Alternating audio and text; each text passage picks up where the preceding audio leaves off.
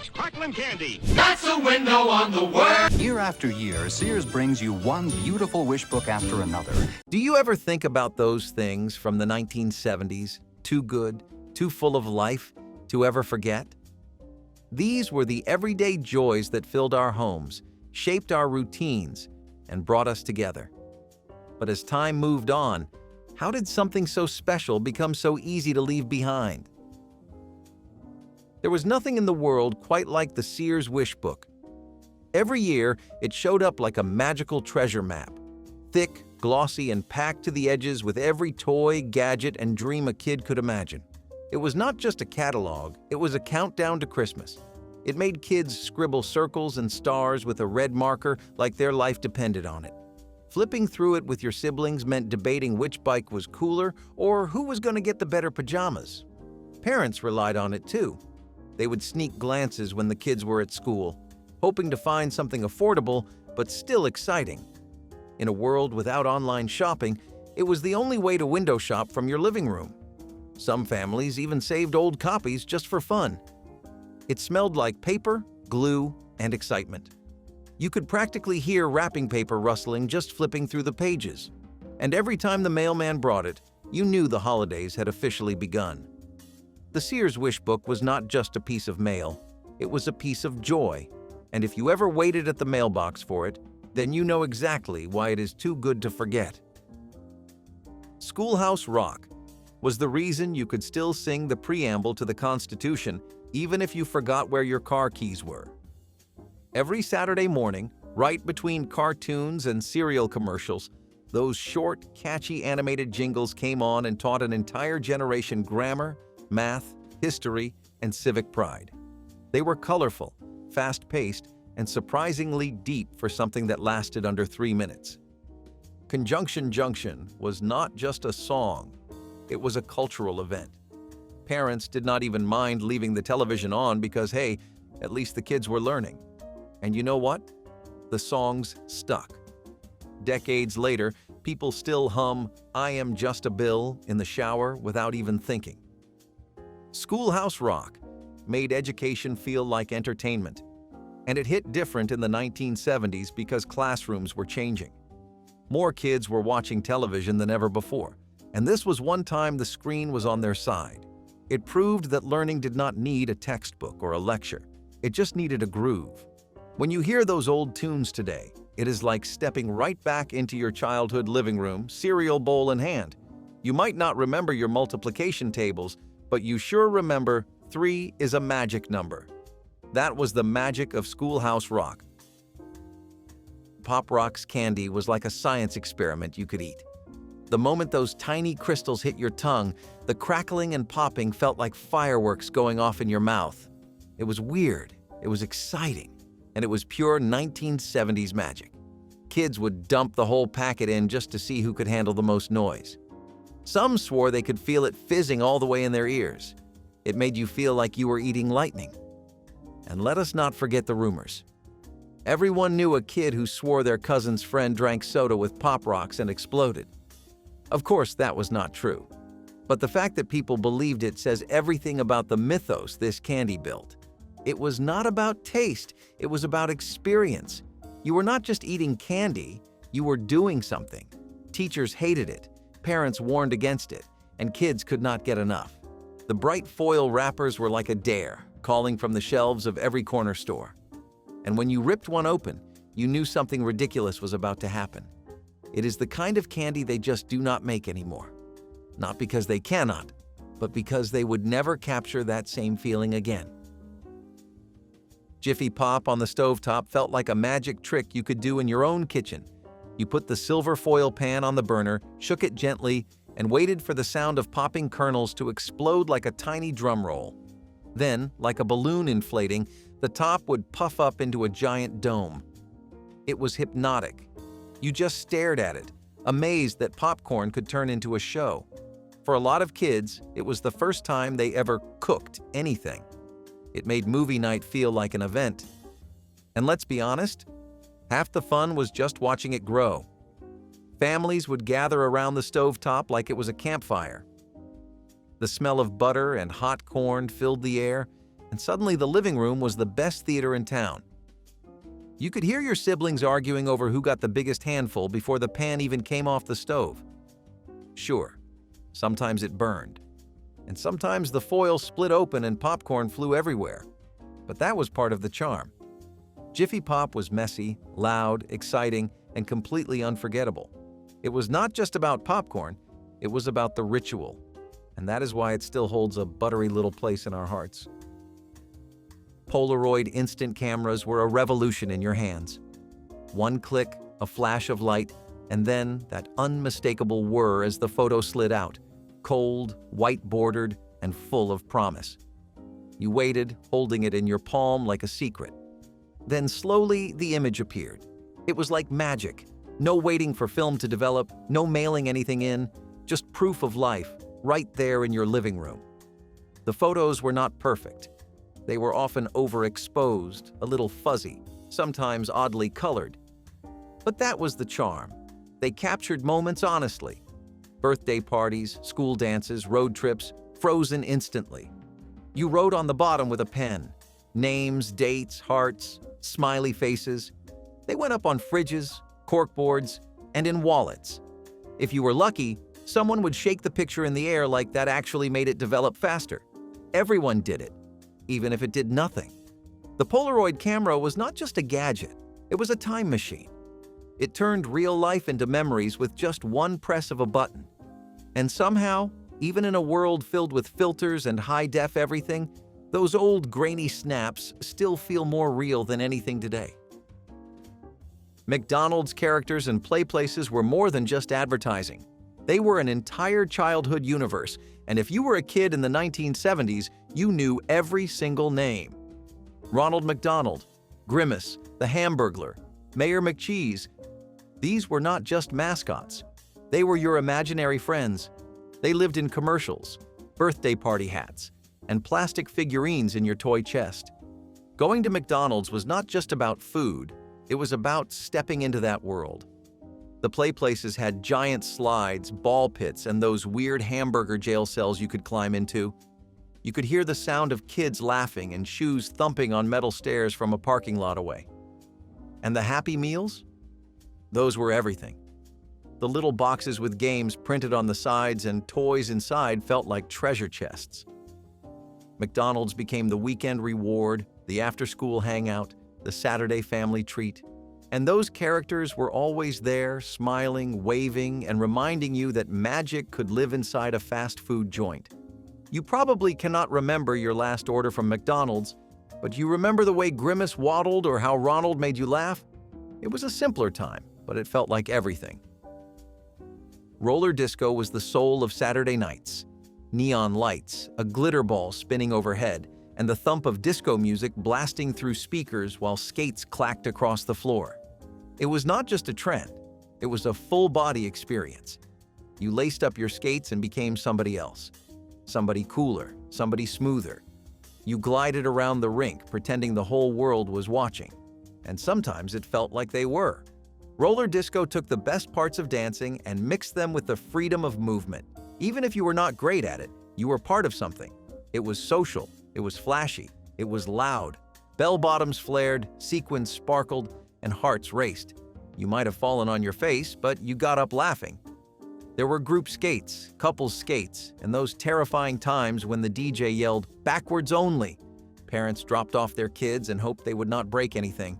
Teens flirted and showed off their newest moves, and those few who could really dance on wheels? Legends. Roller disco faded eventually, but for a while it was the place to be. The music, the lights, the speed. It was pure joy with a side of bruised knees. The smiley face craze was more than just a yellow circle. It was a whole vibe. That simple, goofy grin showed up on t-shirts, buttons, lunchboxes, bumper stickers, and school folders. It looked like something a kid could draw in 5 seconds. And yet, it caught on like wildfire. The smiley face was optimism in ink. It came at a time when people really needed something to smile about.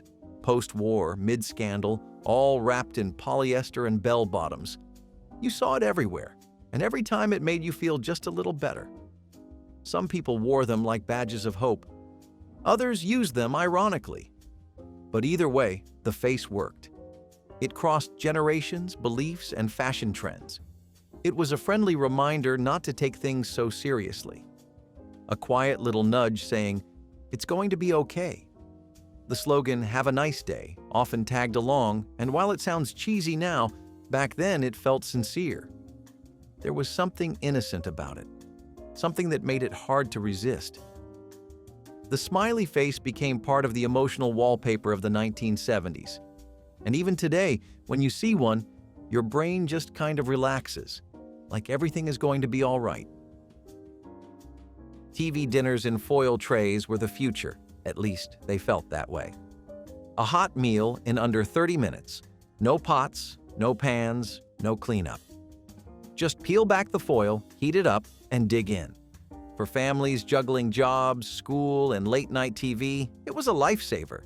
Each compartment had its own little world. Turkey with gravy, corn, mashed potatoes, and some kind of dessert you were never sure was pudding or cake. You did not question it. You just ate. Kids felt grown up handling the trays themselves, and parents appreciated the convenience. The oven might have taken longer than today's microwaves, but the excitement was the same. Sitting in front of the television, plate in lap, eyes on the screen, it was a ritual. The metal tray would be hot, the gravy bubbling, the corners sometimes too crisp. But nobody cared. It was your own personal feast. And for those few minutes, you felt like the star of your own show. TV dinners helped shape the way Americans thought about convenience, comfort, and solo time. It turned mealtime into screen time, a new kind of connection in a changing world. Weebles toys were the definition of simple genius. Weebles wobble, but they do not fall down was more than a slogan. It was a whole personality.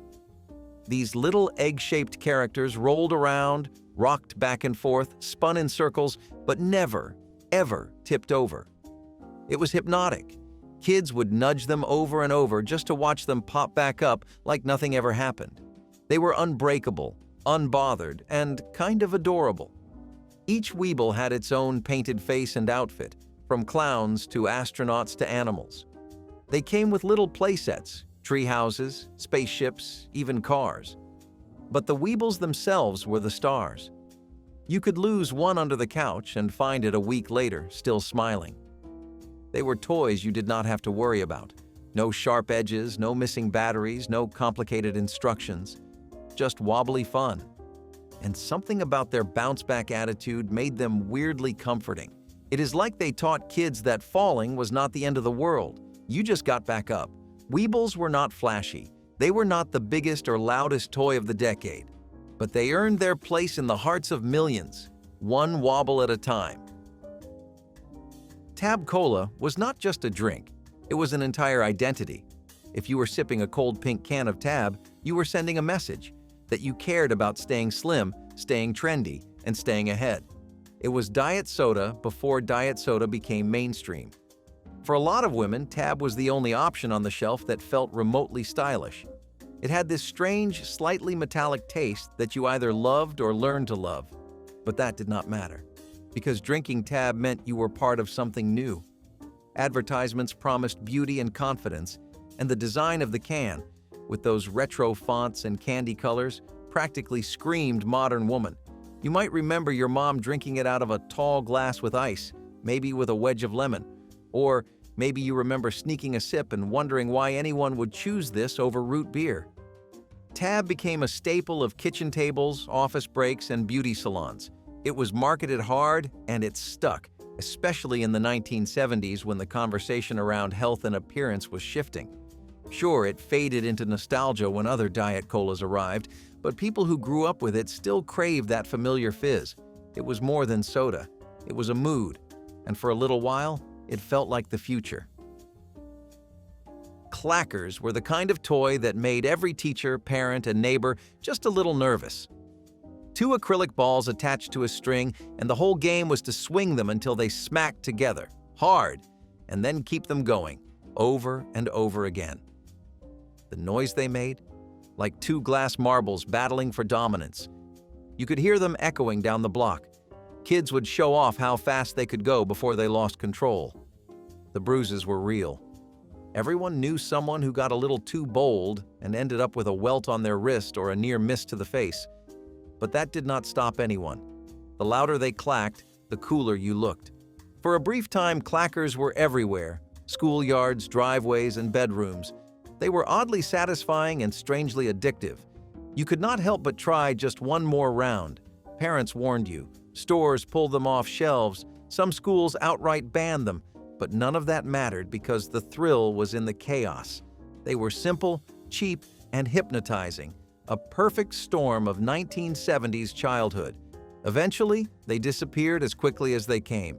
But ask anyone who owned a pair and they will tell you, those clackers were dangerous fun. And sometimes, dangerous fun is the kind you remember most. Holly Hobbie was not loud, flashy, or trying to be trendy.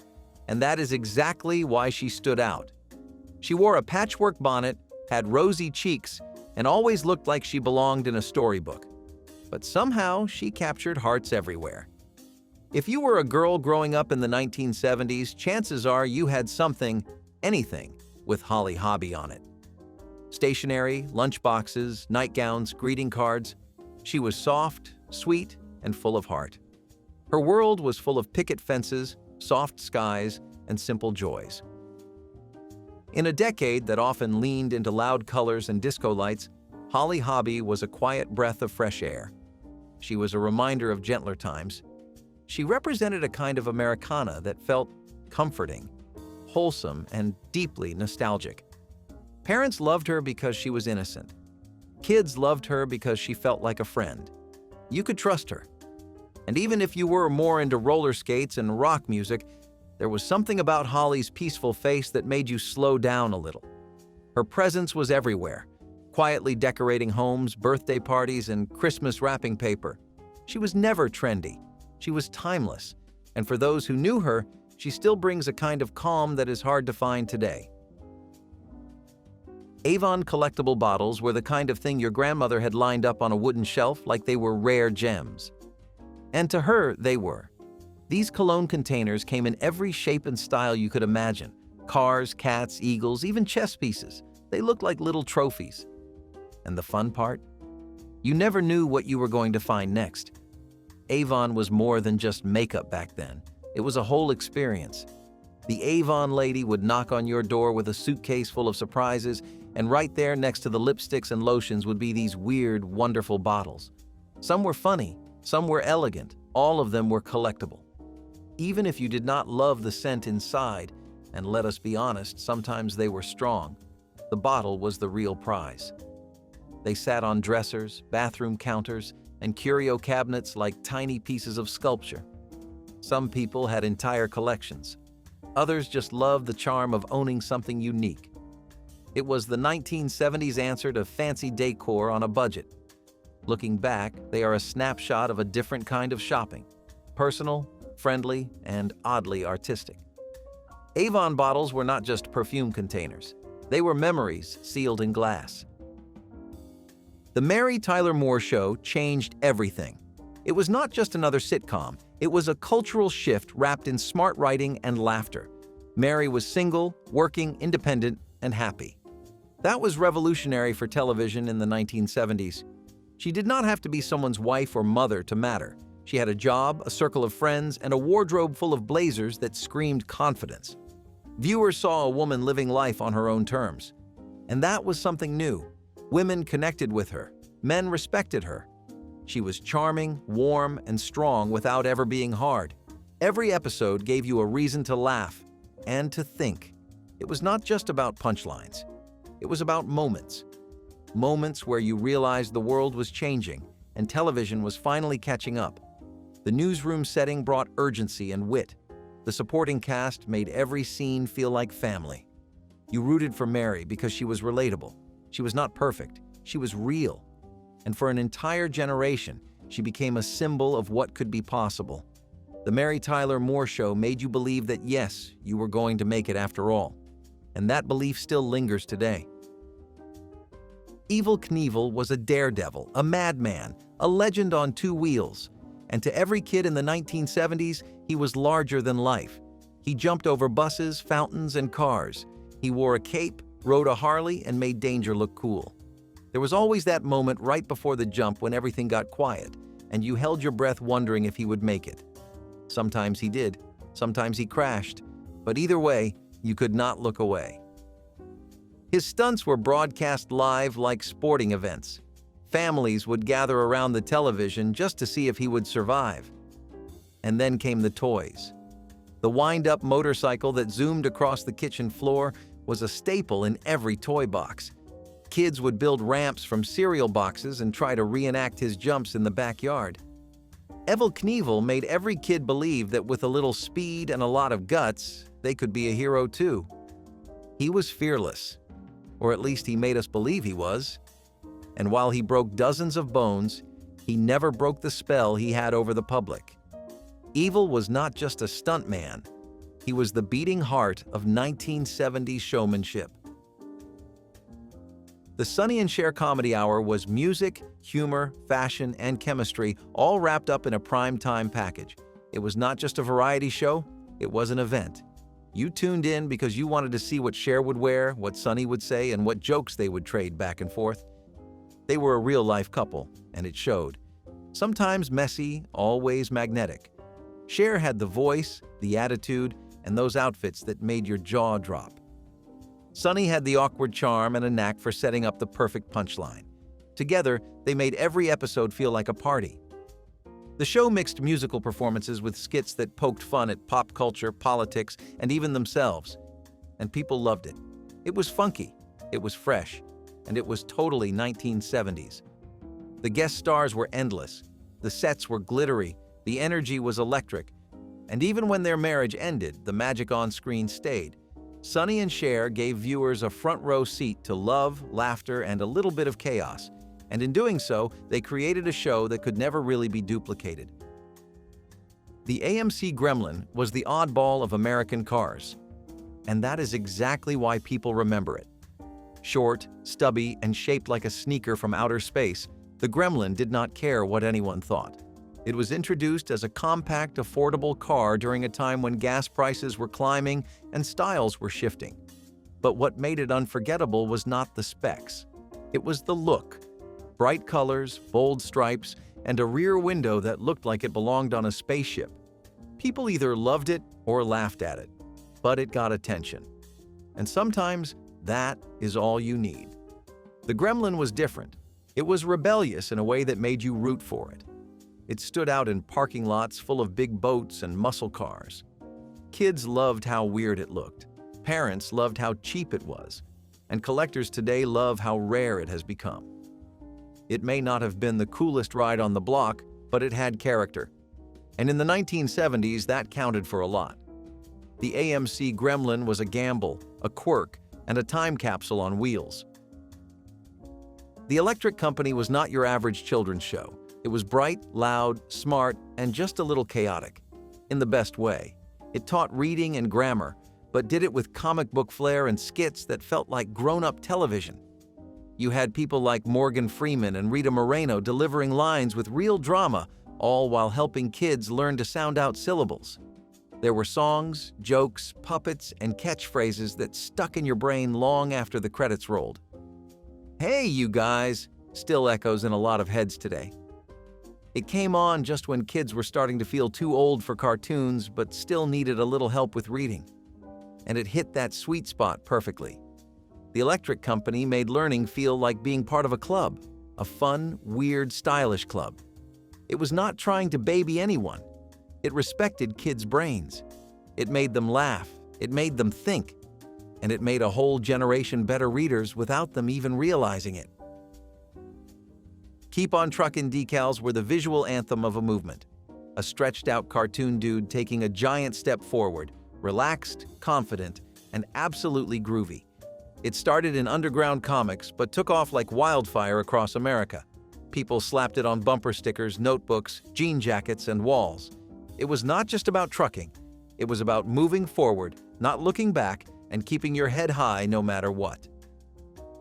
The 1970s were full of uncertainty. Gas crises, political scandals, changing times.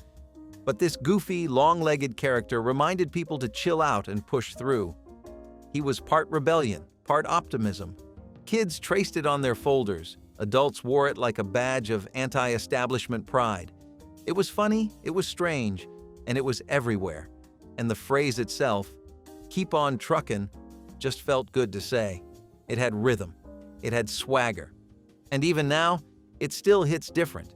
It is more than a design. It is an attitude. Home fondue parties were a 1970s rite of passage. You did not just eat. You dipped, you stirred, you bonded. It all started with the fondue pot in the center of the table, usually avocado green or bright orange, bubbling with hot cheese or chocolate. Guests circled around with long forks, spearing cubes of bread, apple slices, or strawberries. It felt fancy. It felt fun. And it made even the simplest gathering feel like an event. You were not just sharing food, you were sharing time. The whole thing encouraged conversation. You had to wait your turn, time your dip just right, and hope you did not lose your chunk in the pot. If you did, well, rules varied by household, but you might have to kiss someone or tell a secret. That was part of the charm. Fondue parties were playful, slightly messy, and totally communal. Even cleanup felt like less of a chore because you left full, laughing, and warmed from the inside out. And let's be honest, there was always someone who tried to dip something outrageous just to get a laugh. From young couples to big families, fondue became a reason to invite people over. It was more than a meal, it was a moment.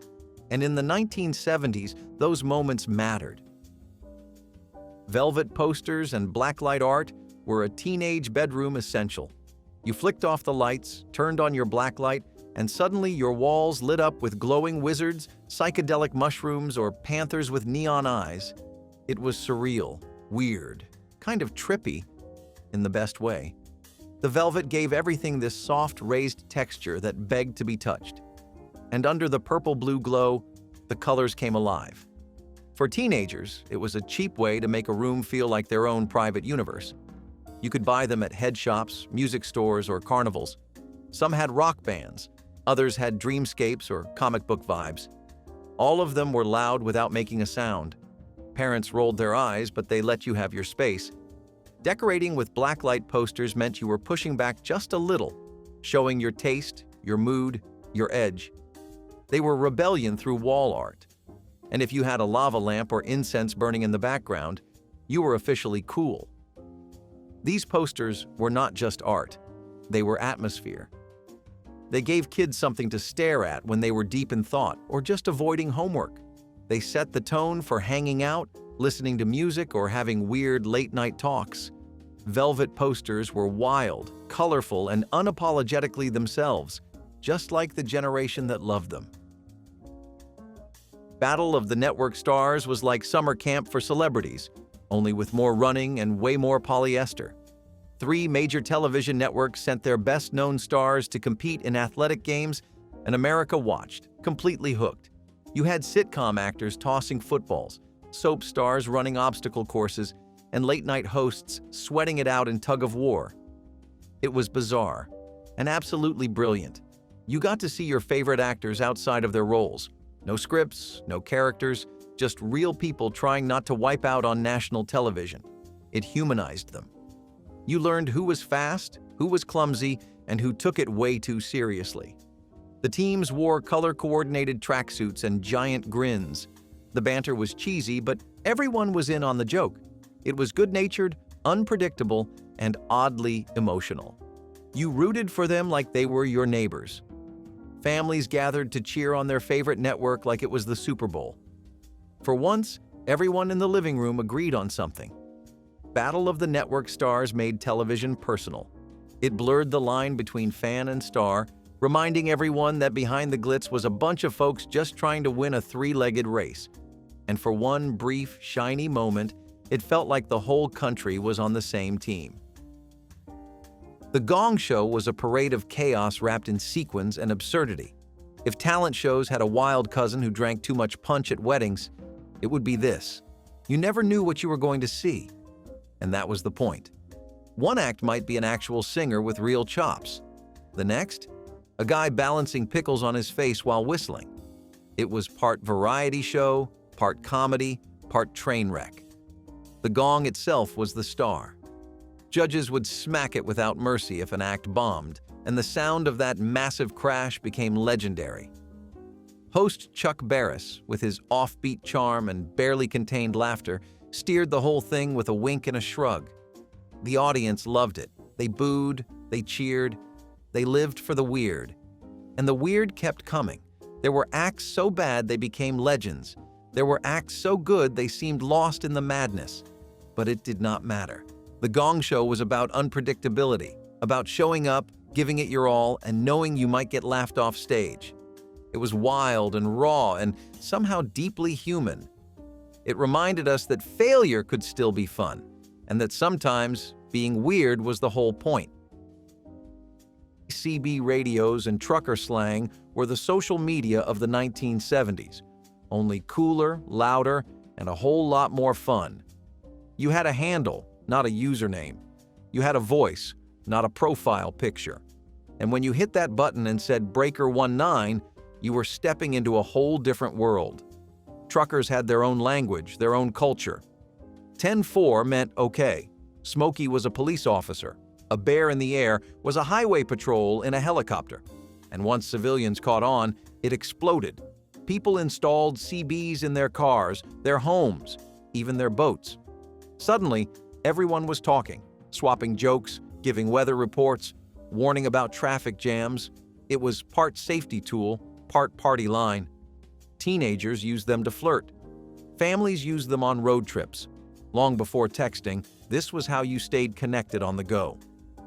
There was something thrilling about it, about sending your voice into the airwaves and hearing a stranger answer back.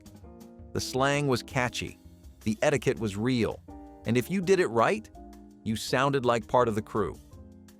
CB radios created a sense of community across highways and neighborhoods alike. For a moment, the whole country felt a little closer, one Roger that at a time. Backyard fun in the 1970s was loud, chaotic, and often a little dangerous. Enter the water wiggle. It looked innocent enough, a smiling plastic head connected to a long hose. But the moment the water was turned on, it became a wild, whipping, serpentine menace. It sprayed water in every direction and flailed unpredictably, turning the yard into a circus of screams and soaked clothes. Kids chased it. It chased them back. You never knew where it would go. One second it was dancing in the air. The next it was smacking you in the shins. It had one job: to create watery mayhem, and it was great at it. Parents watched from porches, laughing or nervously sipping iced tea. Some turned the pressure down, others cranked it up. Either way, you ended up drenched. There were no safety labels or slow modes, just you, the hose, and the wiggling chaos that could knock over toddlers and send dogs running. It was thrilling, it was unpredictable, and it was absolutely beloved. They do not make toys like that anymore, probably for good reason. But those summer afternoons when laughter mixed with shrieks and the sprinkler twisted through the air like a possessed noodle, those are hard to forget. G.I. Joe changed everything the moment he marched onto toy shelves in 1964. Marketed not as a doll, but as an action figure, he offered boys the same kind of character-driven play that girls had with Barbie, but with a combat boot twist. The original 12-inch figure came with a military uniform, dog tags, and enough flexibility to strike a pose or take a fall. Kids could swap out his gear, helmets, rifles, backpacks, even scuba suits, and send him off on missions across the living room or backyard battlefield. It was the height of the Cold War, and Joe reflected that tension, but filtered through a child's sense of adventure. Over time, he evolved into a whole universe of characters, vehicles, and storylines. But those first editions were pure, iconic, and endlessly played with. G.I. Joe was a soldier, a sailor, an adventurer. He climbed trees, dove into mud puddles, and slept in shoebox barracks. For many boys growing up in the 1960s, he was the first toy that truly felt like theirs. He was more than plastic.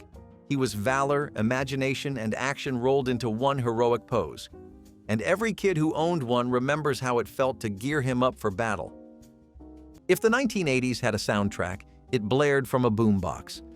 Big, bulky, and proud, the boombox was more than just a stereo. It was a statement. You carried it on your shoulder not because it was easy, but because it was loud. It was rebellion with a battery pack. Hip-hop rose from sidewalks and city blocks, and the boombox was its pulpit. Breakdancers made cardboard stages. Crowds formed like rituals. The music roared, and the city danced. These machines brought bass into backyards, rhythm into corners, and unity into chaos. Whether it was Grandmaster Flash or Run DMC, whether it was Michael Jackson or Madonna, the boombox did not care. It amplified whoever held the power cord. You controlled the vibe. And that mattered. It mattered so much. Because in an era without streaming, without smartphones, without wireless speakers, the boombox gave you freedom. The louder you played, the louder you were. It was not just about music, it was about identity, expression, and claiming your own tiny stage wherever you stood.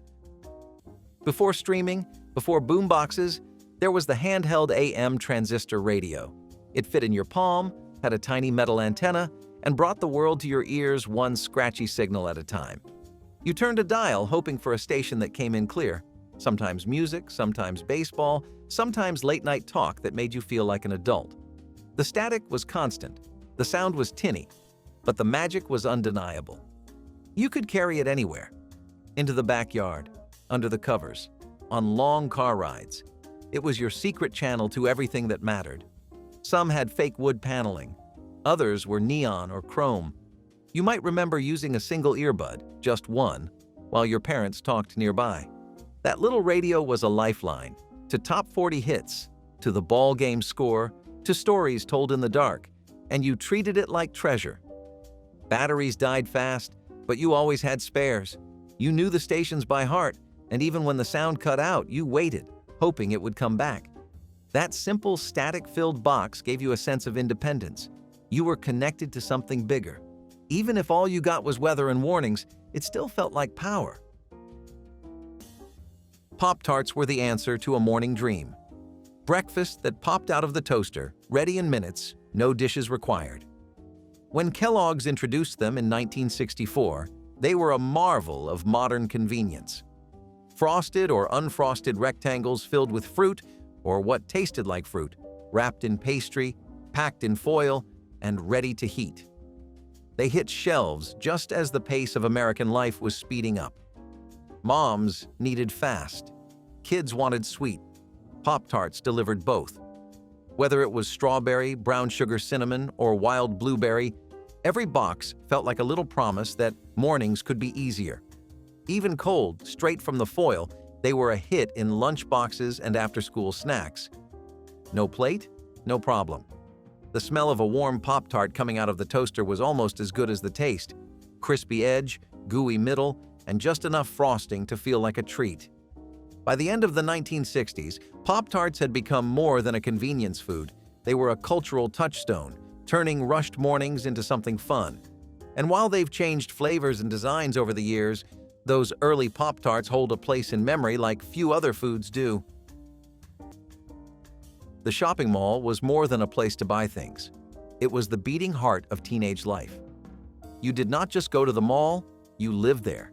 It was where you met your friends, saw your crush, and discovered who you wanted to be. The food court was your kingdom. The arcade was your battleground. And the record store? That was your soul. Malls in the 80s were social cathedrals built from neon lights and polished tiles. You tried on clothes you could not afford. You loitered for hours. You flirted by the Orange Julius. And if you were lucky, your favorite store had a photo booth to capture the chaos. Escalators became runways. Hallways were arenas of style and identity. Whether it was Spencer's, The Gap, or Foot Locker, every store felt like its own little world. You were not just shopping, you were performing. The mall was your stage. Your friends were your co-stars. And the soundtrack? A steady stream of synth pop and laughter echoing off the glass. It was where friendships began and hearts broke, where trends were born and gossip spread faster than wildfire. In the 80s, the mall was not just a building, it was the center of the universe.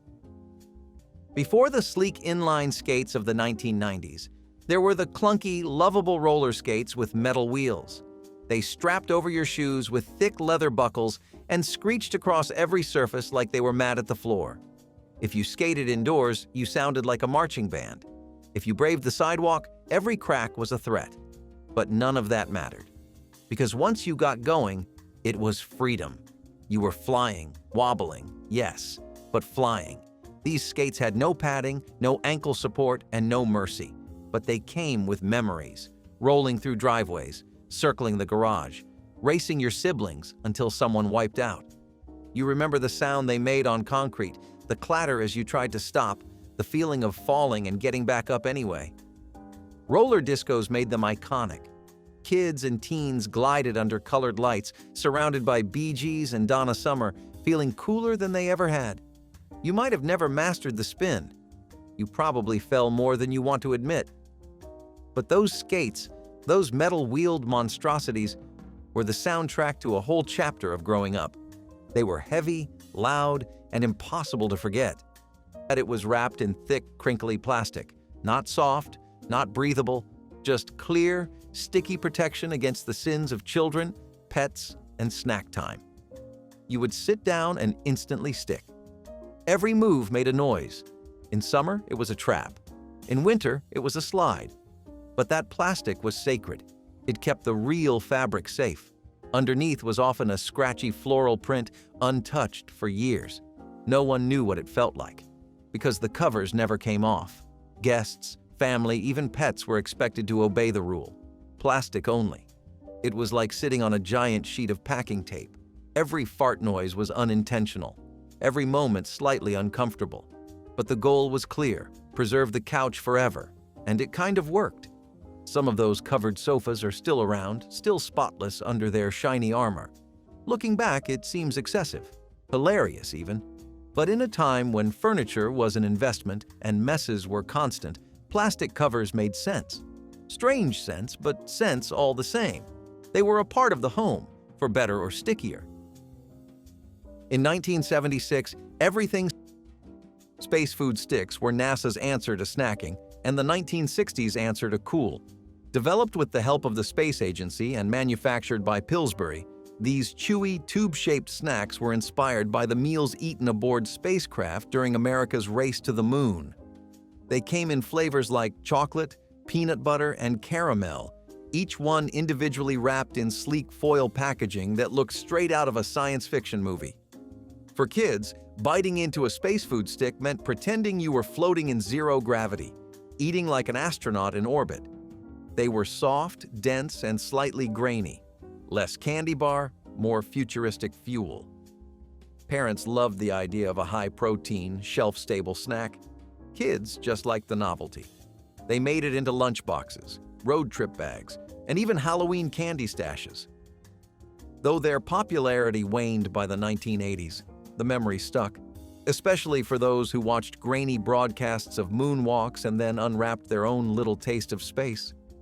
Today, space food sticks are remembered more for what they represented than how they tasted. They were not just snacks. They were a bite of the future, wrapped in foil, waiting in your kitchen drawer. The future did not arrive with a bang. It arrived in a beige plastic box that hummed quietly on a desk in the corner of your house. The Commodore 64, the Apple Macintosh. These were not just machines. They were portals into something entirely new.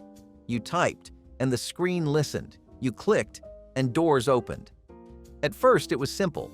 Word processors, floppy disks, a little green cursor blinking like it had a secret. But quickly, it became more. Games, learning, possibility. For kids, it was a playground. For parents, a tool. For dreamers, a revolution.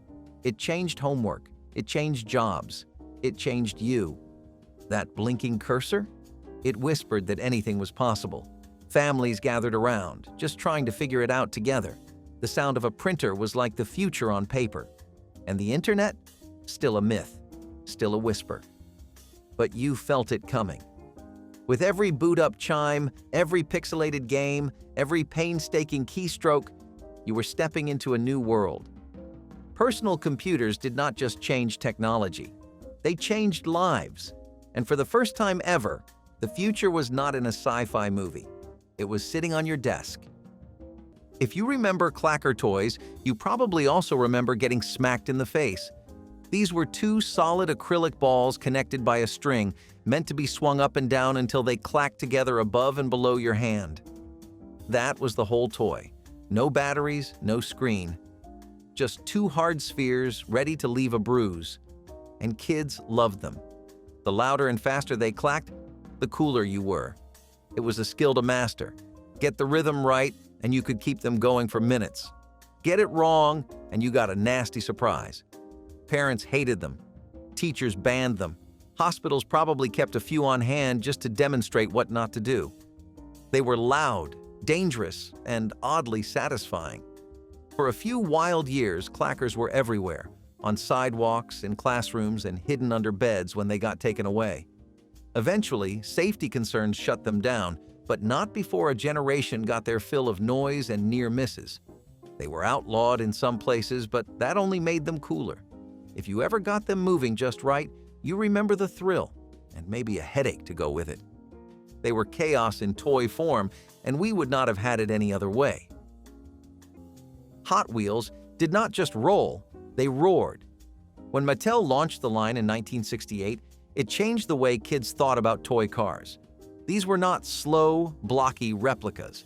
Hot Wheels were sleek, bright, and built to race. The original 16 models included muscle cars, hot rods, and custom builds with names like Beatnik Bandit and Diora. They had real speed thanks to low-friction wheels and metal axles. But the real magic came when you laid down that iconic orange track. Loops, curves, jumps. Suddenly, your hallway became Daytona. Kids spent hours building elaborate courses from couches to floorboards to staircases. Some cars went so fast they hit the baseboard and flipped into the next room. The cars were pocket-sized, but they carried the weight of imagination.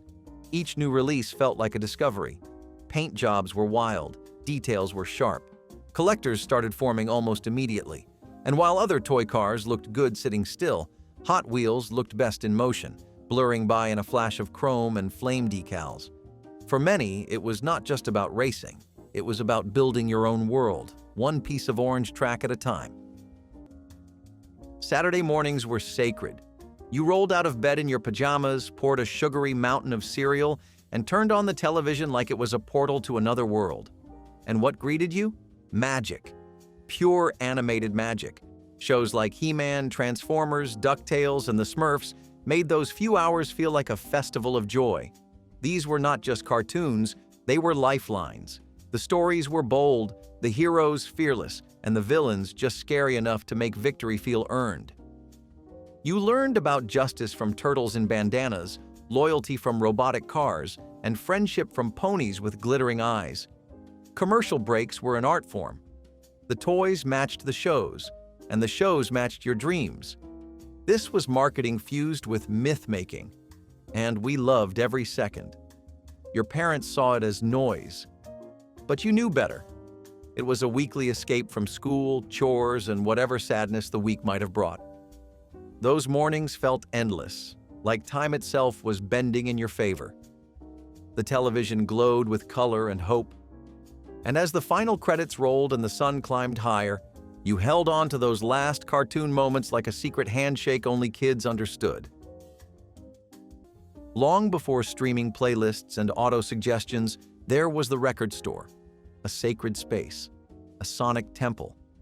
You walked in and were greeted by walls lined with square-shaped dreams, vinyl sleeves with wild artwork, names you had heard, names you had not, and all of it waiting to be discovered. There was no algorithm to guide you, only curiosity. You flipped through crates like an archaeologist, hoping to find something that would blow your mind. The guy behind the counter knew everything, and he judged you, just a little, based on what you bought. That was part of the fun. You listened to albums in the store's listening booth, headphones on, heart racing. Maybe you found a bootleg live show. Maybe you found your new favorite band. Either way, you left with a paper bag full of possibility. Record stores were more than retail. They were communities. You met people there, you formed bands, you debated top 10 lists and learned which drummer really mattered. You did not just buy music, You became music. It was personal, tangible, real. And in the 80s, nothing felt cooler than walking home with a record under your arm, headphones in your bag, and your soundtrack for the week.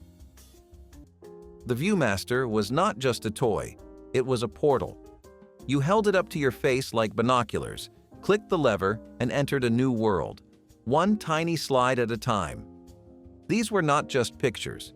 They were 3D windows into places you had never been and shows you loved. Suddenly, Bugs Bunny was popping out at you. You were walking through Disneyland or swimming under the sea. The images were bright, bold, and vivid, especially when the sunlight hit just right.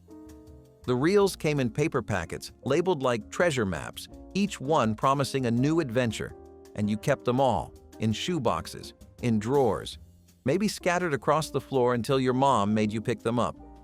The Viewmaster made you feel like a traveler, even if you never left your room. It was quiet entertainment.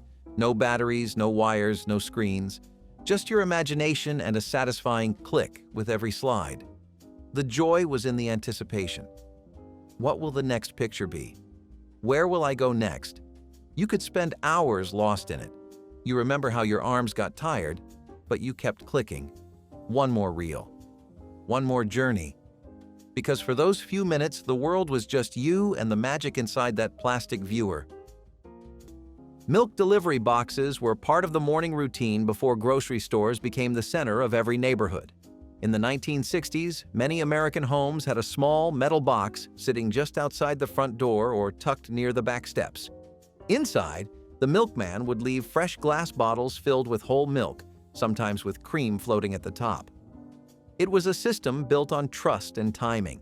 Families left their empty bottles out at night, and by morning, new ones would appear, cold and ready for breakfast. The box was often insulated to keep the milk cool, and in the winter, the tops might freeze and push the cardboard caps up like little crowns. Kids raced to bring it in before it could spoil in the sun. Some deliveries even included extras: eggs, butter, cottage cheese, depending on the service. The clink of bottles in the early morning was a familiar sound, and the sight of the milkman pulling up in a white truck or on a three-wheeled cart was part of the rhythm of daily life. It was personal, reliable, and felt like a small luxury. Today, the boxes are mostly gone, rusting behind old homes or used as planters, but to those who remember, they represent a time when things felt simpler, more local, and a little more dependable, one delivery at a time. Before Nintendo, video games were gasping for breath. After Nintendo, they were alive again. It was 1985 when the Nintendo Entertainment System hit American shelves and changed living rooms forever. The gray and red console was a Trojan horse, simple in design but hiding worlds inside. Suddenly, you were not just a kid. You were Mario, leaping through pipes to save the princess. You were Link, braving dungeons for the Triforce. You were part of something massive. Nintendo did not just bring games. It brought heroes. It brought soundtracks you could hum in your sleep and cheat codes whispered like secret spells. The controller became an extension of your hand. Blowing into cartridges felt like a ritual, and beating a level felt like beating life itself. For many, Nintendo was not a toy. It was a friend, a daily escape, a safe place to fail and try again. Families gathered around the screen, arguing over whose turn it was. Siblings became rivals. Parents got curious. And the living room was never the same again. With every beep and pixel, Nintendo gave us wonder, and it never asked for anything more than time and imagination. Before you could run to the freezer aisle for a rainbow box of treats, there was Mom's kitchen. And in that kitchen were Tupperware popsicle molds, pastel-colored, slightly sticky, and always in the bottom drawer. You filled them with orange juice, Kool-Aid, or whatever soda was left over. Then you popped on the plastic stick tops, placed them in the freezer, and waited. The waiting was the hardest part. You checked every 10 minutes, you tapped the sides, you asked Mom if they were ready yet. And finally, when they were frozen solid, you ran to the counter and twisted. Sometimes they slid right out. Sometimes you had to run them under warm water for what felt like forever.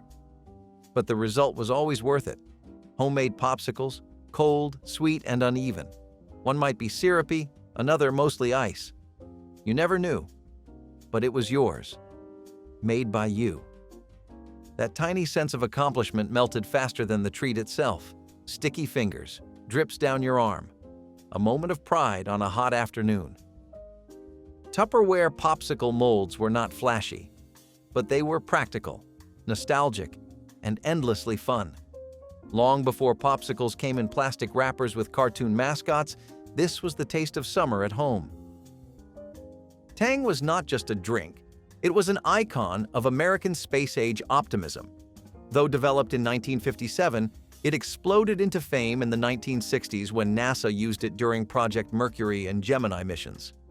Suddenly, drinking Tang meant more than just orange-flavored powder. It meant drinking like an astronaut. Kids begged their parents for it. Commercials showed bright pictures on sunny breakfast tables with the promise of vitamins and space-fueled energy. It came in a foil pouch dissolved into water with a quick stir and tasted like the future. The orange flavor was tangy, a little artificial, but full of excitement. Parents loved it for the no-mess prep and long shelf life. Children loved it because it made them feel connected to the cosmos. No one cared that it was mostly sugar and flavoring. Tang had a mission patch of approval. It became a staple in American pantries, always ready for a quick mix on a busy morning. By the end of the decade, it had grown into more than a drink. It was a symbol, a bright orange badge of the space race, proudly poured into plastic cups across the country. And for many, one sip still tastes like childhood and liftoff. No one was ready, not the music industry, not the public, not even the moon, which he would soon walk across. In 1982, Michael Jackson released Thriller, a title that would come to define the very heartbeat of pop culture. This was not just an album, it was a tidal wave. Every track felt like it could carry its own legacy, but it was the music video, the short film really, that sent shockwaves through every living room in America. Red leather jackets, ghoulish dance moves, Vincent Price's eerie monologue echoing into a generation's dreams. It was scary. It was sexy. It was genius. Thriller redefined what a pop star could be. Michael was no longer just a singer. He was a world builder, a visual storyteller, a phenomenon. He shattered racial barriers on MTV, igniting a cultural shift that went beyond music. Parents, kids, teens, grandmothers, everyone danced, everyone watched. Thriller became a global obsession, and suddenly, Halloween had a new anthem: the glove, the lean, the laugh. It was not just entertainment, it was an event. To be alive in the 80s was to live in the shadow of Thriller. And to this day, nothing has ever moved quite like it. Playgrounds used to be a little more dangerous, and the metal slide on asphalt was the crown jewel of poor design. In the 1970s, nearly every school or park had one.